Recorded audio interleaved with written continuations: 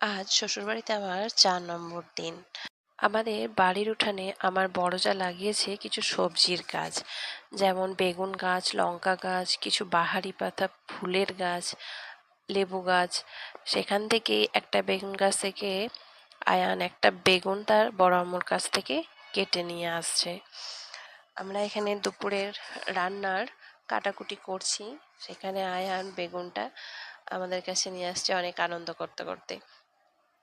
বেগুনটা দিয়ে একটা মাছের রেসিপি করেছিলাম, কিন্তু আমি ক্লিপটা নিতে ভুলে গেছি। দুপুরবেলা সবাই যখন ঘুমাতে ব্যস্ত, আমি তখন ভিডিও করতে ব্যস্ত। আর দুপুর গড়িয়ে এখন রাত হয়ে গেছে, তো রাতের খাবারে হচ্ছে এখন রুটি। আর এই যে দেখো বিড়াল বাচ্চাটা এই কিচেনে আসলেই সব সময় এখানে চলে আসে। আমাদের কিউট বৌমা বানিয়েছে ফার্স্ট টাইম খাজা, আর সেটা আমাদেরকে টেস্ট করার জন্য দিয়ে